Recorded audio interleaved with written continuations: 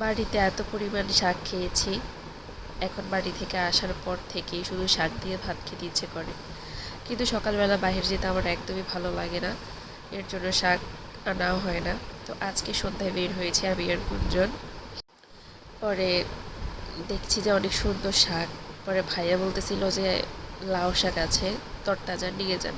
পরে আমিও খুশি হয়ে গেলাম। এখানে এক আঁটি, আঁটিটা বেশ ভালোই ছিল।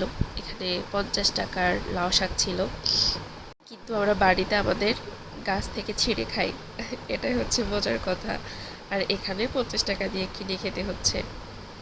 আর তার সাথে কিছু সবজি ছিল, এখানে ফুলকপি ছিল, সিম ছিল, ধনিয়া পাতা ছিল। ধনিয়া পাতাটা বেশ ভালোই ছিল, 20 টাকার ধনিয়া পাতা অনেক ভালো দিয়েছিল। আর ফুলকপিটা 50 টাকা নিয়েছে। সিম কত নিয়েছে ঠিক মনে নাই, 80 টাকা করে কেজি নিয়েছিল মনে হয়। তো এরকম শাকসবজি কিনতে পেরে আমার ভীষণ ভালো লেগেছে, মনটা পুরা বিন্দাস হয়ে গেছে। আর আসার সময় মেয়ের জন্য নাস্তা রেডি করার জন্য এনেছি পাস্তা, ডিম নিয়ে এসেছি। তার পাস্তা নুডলস হলে আর কিছু লাগে না। পরে আসা মাত্রই তার বাবার জন্য নাস্তা রেডি করেছিলাম। এখন তাদেরকে দেওয়ার পালা। আর মেয়ে দেখেন কিভাবে খাচ্ছে, সে মাঝখানে কান্নাকাটি শুরু করে দিচ্ছে। সে আমার কোলে উঠবে, তাকে আমি যেন কোলে করে নিয়ে রান্না করি।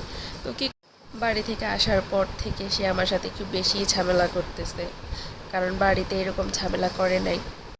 তার বায়না হচ্ছে তাকে নিয়ে যাতে আমি ঘুরি, বাহিরে যাই। বাহিরে গেলে সে অনেক ভালো।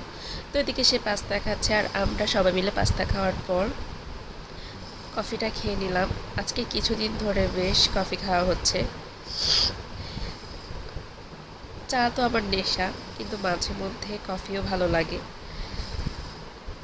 আর কফি খেতে খেতে আমাদের যে কত মনের কথা থাকে সেগুলো না বললে একদমই ভালো লাগে না।